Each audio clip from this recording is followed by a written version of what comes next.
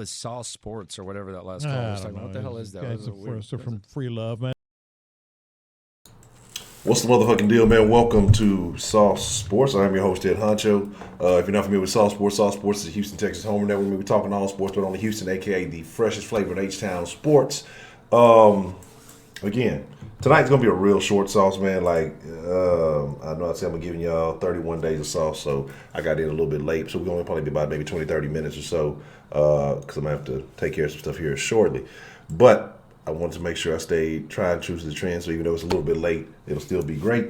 What I want to talk about, I guess the game preview, maybe a few things to watch in the game coming up tomorrow. But I hate this nigga Professor. I swear to God, man. I swear to God, I hate this nigga Professor Trill. So we gonna, like I said, it's gonna be a short sauce. We just gonna make it shake. Make sure you follow Sauce Sports HTX on Instagram, Twitter. Make sure you like the Facebook page. Go join the Facebook group and all of those good things. Yeah. So let's get into it, man. Let's see what we got joining us. Hey, remember how we do it. If you are from the H, the greater Houston area, even if you're not from Houston, if you wherever you may be, man, shout out your side with pride. We get a little Sauce Nation roll call. Like I said, we had to bring that back, man. That used to make the sauce start the sauce off with the right flavor, man. We can bring back the Sauce Nation roll call. So like I say, wherever you're from, your hood, block, avenue, cul-de-sac, neighborhood, your set, gang, school, like I say, your military branch, whatever it may be, you know, however you get down, whatever you feel like represents you. Go ahead and shout that out. I'll show y'all a little bit of love, and then we're going to get this party started. Like I say, we're going to go over a few things that I feel like, things that we should be watching in the game. I hadn't been doing my, excuse me, I hadn't been doing the 5 keys or, I've just been one of them kind of weeks, man. Like I've been getting in like right before time to do the sauce, so I haven't been able to take care of some other stuff that I would like to. But like I said, hopefully next week things should clear up, and we should really be able to get all the way into it and really start dropping a lot more content. But either way it goes, we will have 31 straight days of streaming. My goal is not to miss a day, even if it's got to be late, even if it's got to be a short stream, we still gonna drop something. So I see Thomas Weaver, Lorenzo Wilson, Professor Trio, what's the motherfucking deal? Tay Hill, Goat, Sherman Hill, what's the motherfucking deal? Wink in the building, what's the motherfucking deal? Jerome Pierre, Michael Schomer, what's the motherfucking deal? Zero Mystery, what's the motherfucking deal? Dakota, what's the motherfucking deal? Jabari, what's the motherfucking deal? Listen. You said you did the nipple flick to your wife and changed the whole demeanor. Spring in the building already, front runner. What's the motherfucking deal, man? Let's see. D Pritch, aka Texans Palace. Now, if you ain't following Texans Palace, man, look here, Jack. Give me your phone. Give me your phone. You know, there's no purpose to have a smartphone if you ain't on the gram and you ain't following Texans Palace. That is the best Texans account on the gram. So make sure you go to Texans Palace and make sure you follow immediately after stream, during the stream, multitask. You know, you can do that. You can do both of those things. Shout out to D Pritch, man. What's the motherfucking deal? Glenn Hunt, what's the motherfucking deal? Let me see. Black Schultz, what's the motherfucking deal? Dade's in the building. Rigo in the building. What's the motherfucking deal? Mr. Flo, what's the motherfucking deal? Let's see. Master Race. Jimmy T. H-Town Sports, what's the motherfucking deal? Hey, Jack, look, man. Hey, if I missed you, I didn't diss you. But let's kind of get into it, man. Let's talk about some stuff. We got a few things to discuss, and like I said, we will make it shake. So first and foremost, just looking at the little storylines and things around the game. The Texans are favored by 9 points, and in the NFL, 9 points is a lot. Like, you may not think it may not sound like it. Professor Trill, I thought you was already on it, Professor Trill. Shame on you. Cooter man, what's the motherfucking deal? So, 9 points is significant. Just to say that you're going to beat somebody by a touchdown is, and then you also got to think, technically they are saying it because touchdown is 6 points. The extra point is a point. And usually you get 3 points off the rip for having home field advantage. So to say that you're going to beat a team by a touchdown is saying that should be the bare minimum. That's the betting line, right? So what that tells me is that Vegas, like most of us, already believe that this game should be a blowout. I mean, they should really be taking them to the woodshed. But, we know, even if you just watched the Texans this year, if you've been watching the Texans previously, you can't always count on that. What should be isn't always what it is. And so I'm not going to say that I'm pessimistic or cautious about it. I mean, even with everything else being like, the Texans should not struggle in this game. It should not really be close. I mean, coming out of the first quarter, the Texans should have a healthy lead. But again, we know they start slow. We know that they play down to their opponents. On more than one occasion, we've seen it. So I'm not nervous. I'm not cautious. Because even Deshaun, he came out and I think Deshaun will have his guys ready. Because his mind state, I think he wants to win out. I think he knows what's at stake this year. And he's not overlooking this game. Nobody. I think we as fans may be looking more towards Tennessee, but I don't think the players are. And so that tells me that I think the rest of the nation, or at least Vegas, where the money is, feels like this should be a dominant win for the Texans. Now, a couple of things that I want to touch on. Like I said, a few different points. Like I said, ain't necessarily the 5 keys, but just a few things that I want to discuss. So I think the biggest storyline between this, because let's be honest, Denver's not in anybody's conversation right now. We still got Fangio, I think, but figuring some things out. You've had injuries and everything else, and I'll get into that in a second. But I think you got 2 guys who spent most of their careers on the opposite teams. And again, I don't know what it is. I mean, like I said, it's not just the Texans, so I'm not putting this all on the Texans. But when guys who either grew up in Houston or played for Houston come back to the city of Houston, I don't know, it must be something in the air. When they come back to the city of Houston, they always ball out. They always ball out. So, like I said, I know some people saying, hey, let's go at Kareem and test him. Maybe we don't want to do that. Maybe we don't want to test Kareem. And I'm not saying that he's going to lock anybody down, he's going to shut anybody down. But just because the Houston sports guys like to operate in a strange manner, I wouldn't be surprised if a few opportunities, fell his way, or, it could be a situation where Houston doesn't step up to the plate like they should. Maybe late in the game, Kareem pops it, because Kareem is a hitter. He ended up popping the shit out of somebody, causing a fumble or something like that, and then this game being much closer than it needs to be. So let's kind of leave Kareem alone. We ain't got to worry about him. Let's just not deal with him. Let's leave that alone. And then you got Roby going back to the team that drafted him. And like I say, both guys left in a similar fashion. Basically, neither one of their respective teams at that time were really giving a fuck about him. Now, the thing about Kareem is he has more, not a long-term deal, but he's got a 3-year deal. And then Roby, he may or may not be here next year. Maybe the Texans get smart. Maybe we hear some news coming out of the Texans camp, say he has a good game this week, that they go ahead and extend the man and stop bullshit and not let this thing go to free agency and end up shooting themselves in the foot again. If he plays again like he played, or even remotely close to how he played against the Patriots, I wouldn't be against it. I think it's just a conversation of how much do you pay Roby. And I think that's a very interesting thing, because if you're already giving him 10 to prove it, that number's probably going to have to go up a little bit. But again, like I said, if he can give you consistency and that is health, and I think that brings the number down a little bit. But if he gives you what he gave you last week, I wouldn't be opposed to throwing a few more million on. He's still relatively young, and there might still be some room for improvement. His numbers have been better as far as his coverage numbers have been better this year than they have for the majority of his career. The next thing I want to get into, a familiar fact that we always talk about, something that we always discuss when we play fresh quarterbacks. And what I mean by that is the rookies. Rag versus the rookies, 11-1. We all know that. But again, we've seen, and again, Allen wasn't a rookie, so that didn't count. But might as well have been. So you almost should be 11-2. But my thing with that is, Rag should dominate against what Drew Lock, whatever they expect him to do. And I don't think they expect him to do a lot because, like I said, not only is he inexperienced in game play in the game, he's also experienced in the practice field. He hasn't taken a lot of reps this year compared to what even a backup would have taken, or a starter. It's not even close. This is probably the first or the second week that he's really getting those reps. So he's got a lot to learn. I think that if you come out and you kind of, like I say, disguise some coverages, you should have a field day with him. I don't think that the Broncos are going to ask him to do very much, and that's fine with me because I don't think even if they did, it'll be a clear advantage for the Texans.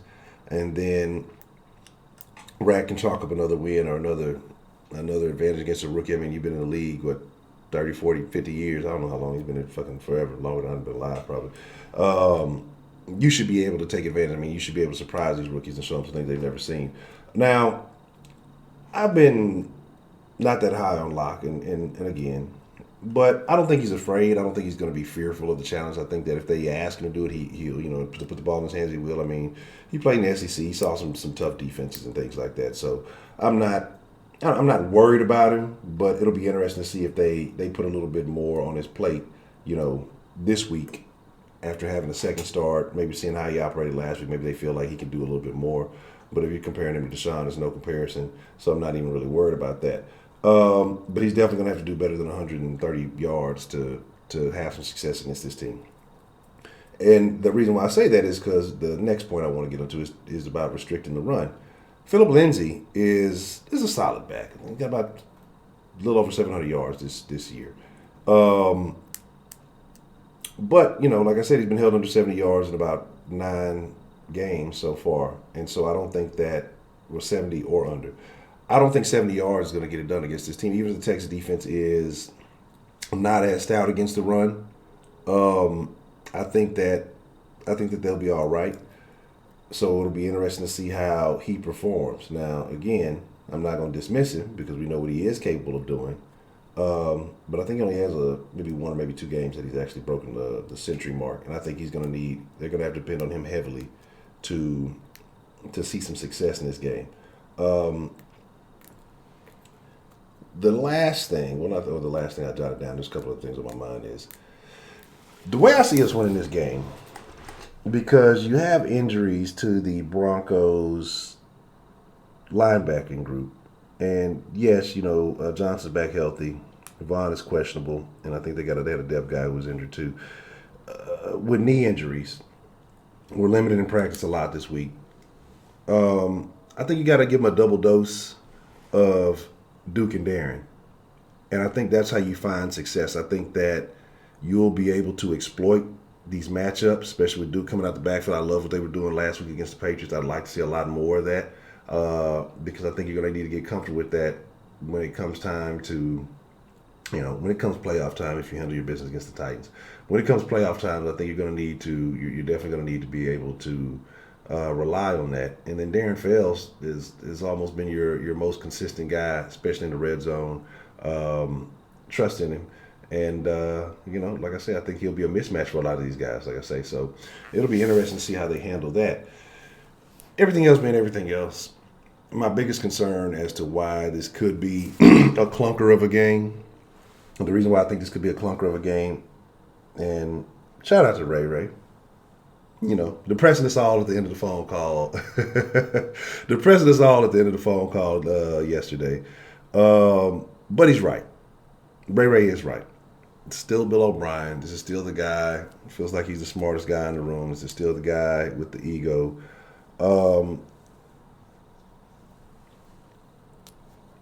And some of the game plans he's had this year have been excellent. When it's been teams that he feels like have firepower, guys that he might be afraid they can put points up on the board.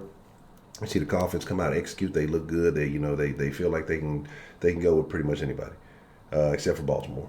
But when it comes to these teams that really don't have a lot of weapons, that aren't that you're not as concerned about putting these points up on the board, it's like he dumbs everything down.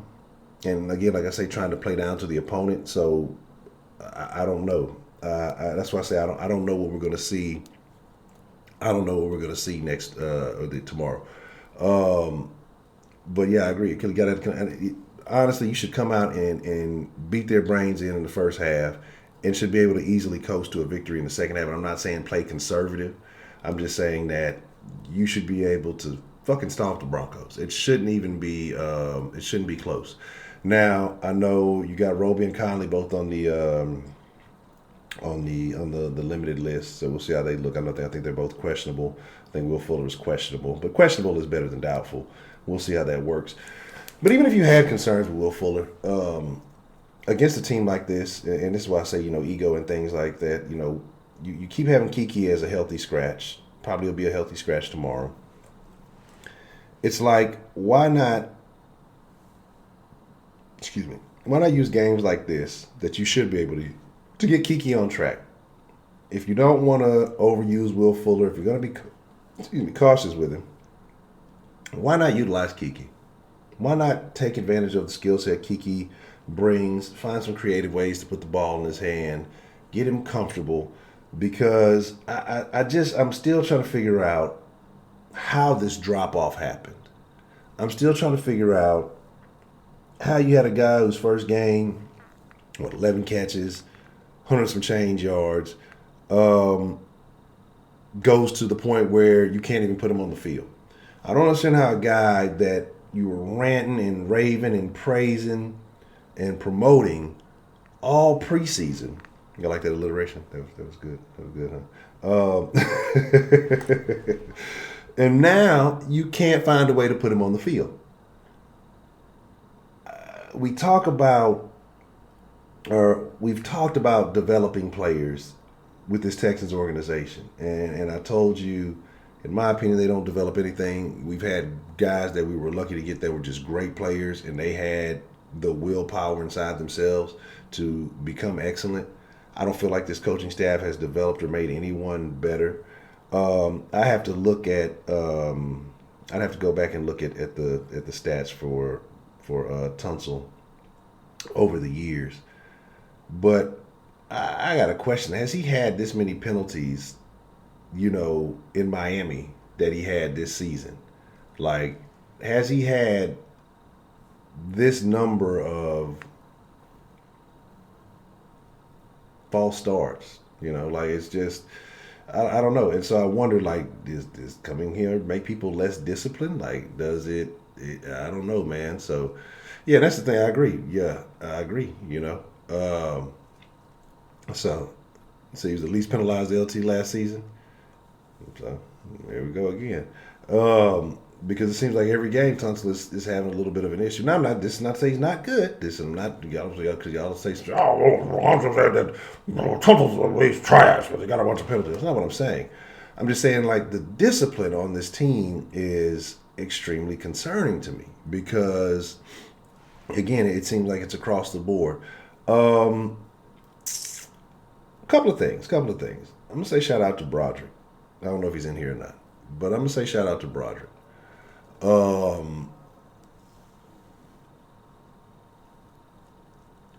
Because I can honestly say I have no faults with Nick Martin and how he's performed pretty much for the most of this year. I won't say I have any issues. He's done his job. He's done a very solid job. When he got paid, to me, he wasn't looking as I was questioning the move. But what they say, especially on the offensive line, if you're not hearing your name, you're probably having a good game. If nobody's talking to you as an offensive lineman, then you're probably doing what you're supposed to do. You haven't heard much about Nick Martin. Oh, wow. That's terrible. So, I think that I will give Broderick a little crow on that. If he ain't in here, then don't tell him. Don't tell him nothing. Let him figure it out on his own. If he isn't here, well, Broderick, congratulations. But let me see. Why is it fuck Kiki, man? But that's what I'm saying. Like, the thing with Kiki is, imagine. Let's be realistic. Let's be realistic, man. And if you want to be honest about it. Now, I don't know if it's Kiki having issues with the routes and things like that. If that's the case, we've seen a lot of people have issues, especially young receivers, try to come into Bill O'Brien's systems and have issues, complications with the route tree, having complications with his playbook, whatever you want to call it.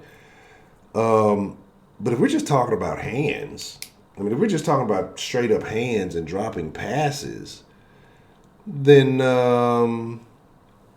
shouldn't Will Fuller be in the same doghouse? You know what I'm saying? Like, shouldn't Will Fuller be in the same doghouse if that's the case? If we're just talking about drop passes, if we're just talking about not securing the ball, I'm saying then, it's like, come on, man. You gotta play it fair. Yeah, and I get it. It's cool. And that's what I'm saying. Though. I get you knowing where to be, but just make the fucking catch. Oh, Daily Dad, you are on the short bus. You're on the very, very short bus. You're crazy. Sutton is better than Hopkins. That's not it. You in Colorado? Y'all got that good up there. Y'all smoking that good shit. You smoking that good shit. Yeah, and I get that, man. And I get it. And I hope he does. I really hope he does. I'm just going to be honest. Like, the Fuller situation to me this year has just been frustrating. You know what I'm saying? Very, very frustrating. Philip Lindsay he's not almost at 100 yards. Philip Lindsay has, like 700 yards, 730, 40 yards. It's not close to 1,000. Especially if you, like I say, the majority of your games you've had under 70 yards, you might get there. And you got, this is 14, you got like 3 weeks after that. You might get to 1,000. So, it's not even close. Look at how Sutton is used and look at how Hopkins is used. And then look at what they've been doing as far as Watkins, not Watkins. I'm sounding like the fucking national media. Daily Dad is a daily troll.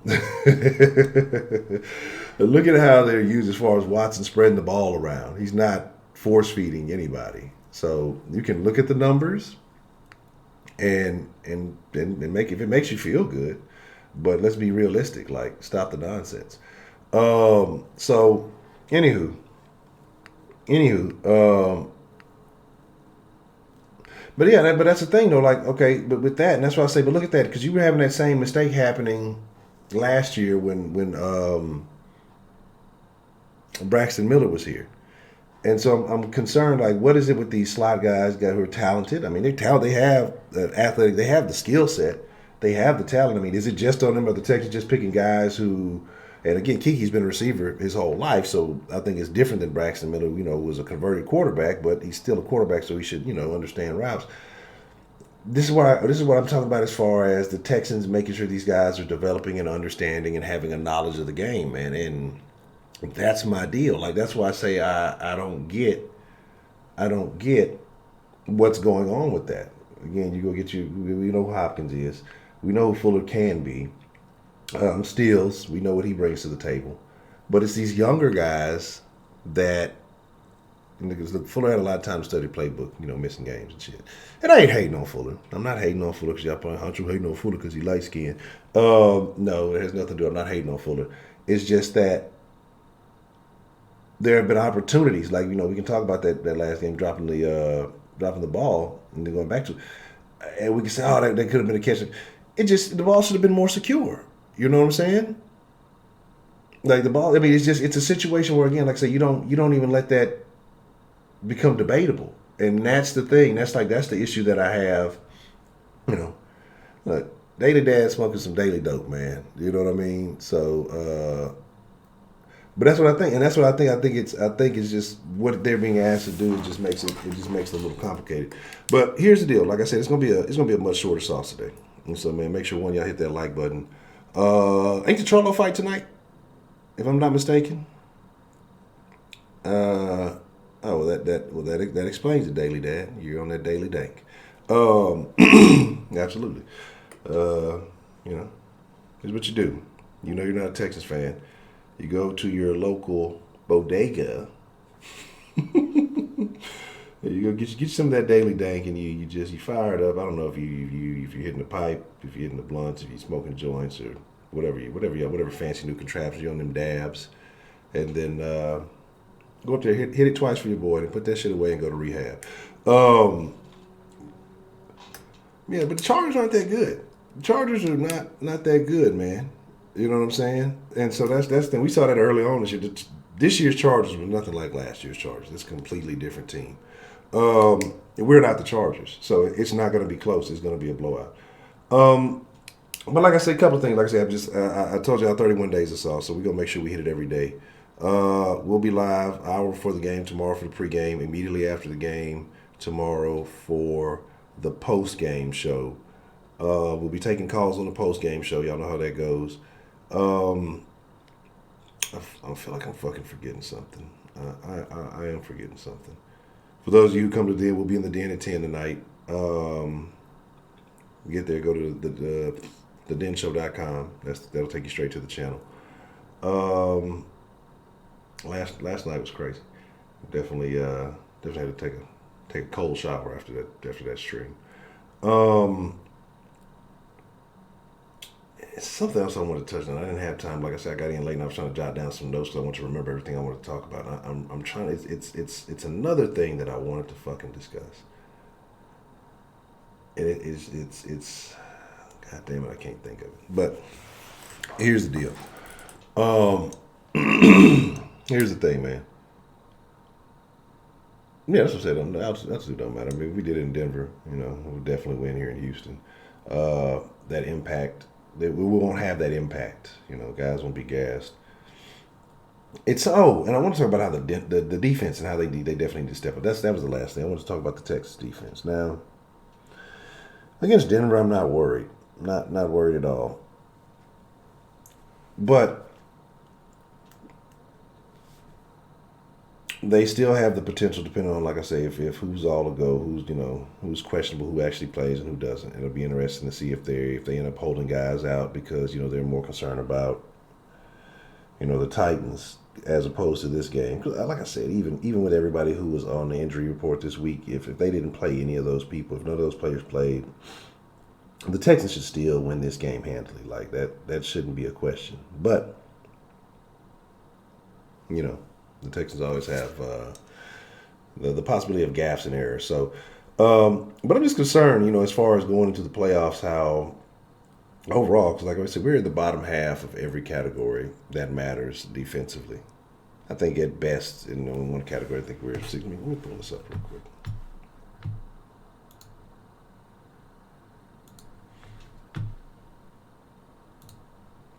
Some of my history here.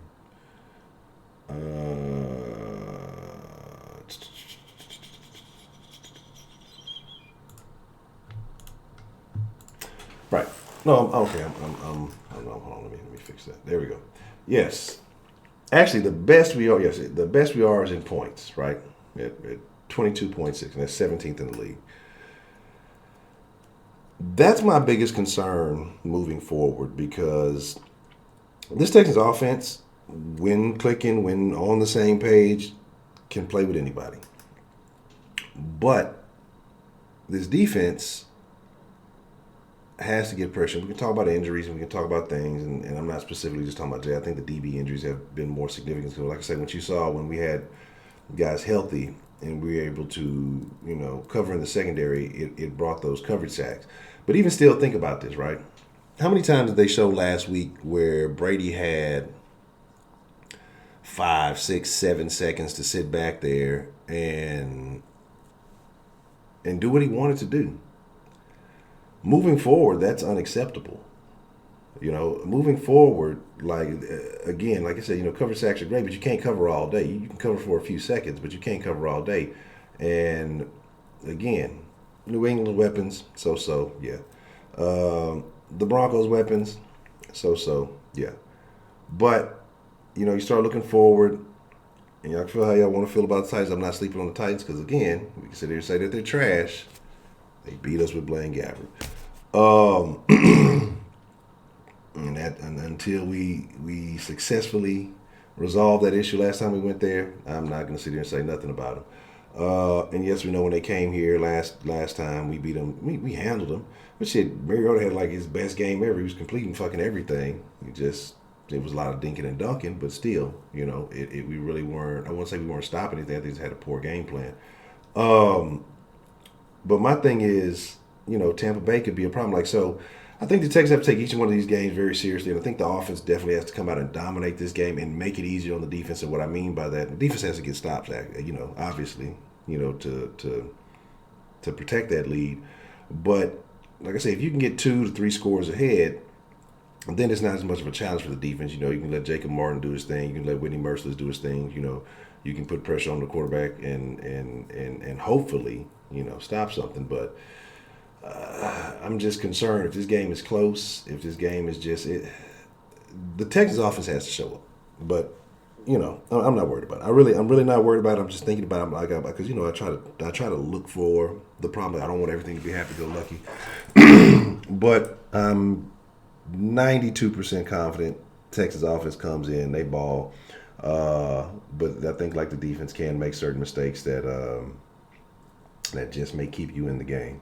Especially when you're giving up, 27th and 28th in yards and passing yards. That's terrible.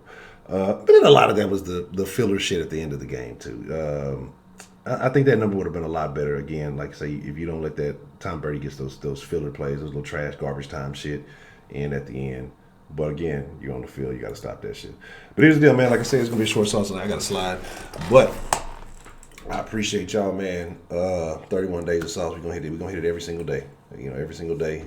Generally at 7. Like I said, I've been pushing it this week, so it's been kind of a little bit later. So it'll be sometime within the 7 o'clock hour. But generally, aiming for 7 o'clock every night. At least by 7, I'll have some type of notification up either on the YouTube community tab, on Instagram, on Twitter, something to let y'all know, hey, if it'll be another 15 minutes, it'll be 30 minutes, or what time it'll be right at 7. So make sure you're following Sauce Sports HTX on Twitter, Sauce Sports HTX on Instagram, and make sure you have your notifications on YouTube. Make sure if you're subscribed that you got the bell, but make sure you have the bell clicked to where it's the solid color. It has the little things on it, the little ringing looking thing, so that way you get all the notifications. Because I know sometimes people hit me and say, I didn't get notified, or I got notified late. Oh, man. You put a scarecrow in front of Honcho's crib, he's fucked. You forgot your cigarette and gold chain, Hot Crow. Bring back the crow, Romeo Crennel. Oh, Lord. You ever you ever like somebody but can't stand their motherfucking ass? That's how I feel about Professor Trill. He's a good guy, right? There's a lot of valid points. I don't agree with him all the time, but brings a lot of valid points. Says a lot of very interesting things. A good conversation to have. But I can't stand that nigga. Day in and day out. But it's all right. One day there will be a clash with the Titans, and I ain't talking about the meth heads in Tennessee. Me and Professor Trill, we're gonna have a sit down. We're gonna have a conversation. But I appreciate the love, Professor Trill, man. Tonight, what is tonight's topic? I don't even know yet. We might be talking about some of the things that happened yesterday with the UPS thing and what happened down in Florida. I believe it was the base in Florida, or am I getting them mixed up? But we'll probably talk about some of those things tonight because I wanted to do some short videos on it, but I didn't have time, so we'll probably end up talking about that whole situation tonight, and then I'm sure it'll transform into something else. But with that being said, I appreciate y'all, man. I thank y'all for coming through. Like I said, I got to slide. And then I need to get something to eat too while I'm bullshitting. But I appreciate each and every one of y'all coming through. Tomorrow, what time is the game tomorrow? I don't even know, man. So I'll tell y'all why y'all are here. Tomorrow, is it an early game? Bullshit, it's early game. So tomorrow at 11 o'clock, we will be live. 11 o'clock Central Time, we'll be live. If you get some other time, you got to do the math to figure out where you at. But 11 o'clock Central, we'll be live for the pregame show. Roundtable will be joining me. It'll go down, and immediately after the game, post-game show, we'll take calls. We'll react. First place in the city that you can react to these games here at Salt Sports. Asking y'all, telling y'all right before we slide out, be 60 deep. All y'all who are still in there, make sure you hit the like button. Tell a friend about the Sauce, a real Texans fan. Now, if they want them crybaby bandwagon Texans fan, man, tell them to stay where the fuck they at. But tell a friend about the Sauce, man. I think we were a little over 100. I think we're like 105 away from 6K. So, like I said, I plan on grinding real hard this month to get there. And we'll see what happens. And then still debating on whether or not we do XFL on this channel when that comes up. And maybe we might put on Salt Sports TV. But if you want the other Salt Sports, all the sports in Houston, make sure you go to Salt Sports TV. With that being said, y'all be cool like y'all be cool. Hey, Jack, y'all are the freshest motherfucking ingredients in the world. I appreciate each and every one of you. And you may ask, how do you become an ingredient? Hit that like button. Hit the subscribe button. If you ain't subscribed, you ain't an ingredient. And just tune in, man, and just participate in the conversation. It's all love, man. And the rest of y'all who fuck with the Den Show, I'll see y'all in the Den tonight. Y'all be cool like y'all be cool, but most of all, y'all stay saucy. It's your boy at Honcho, man. I'm out. Perfect. Rick James, bitch.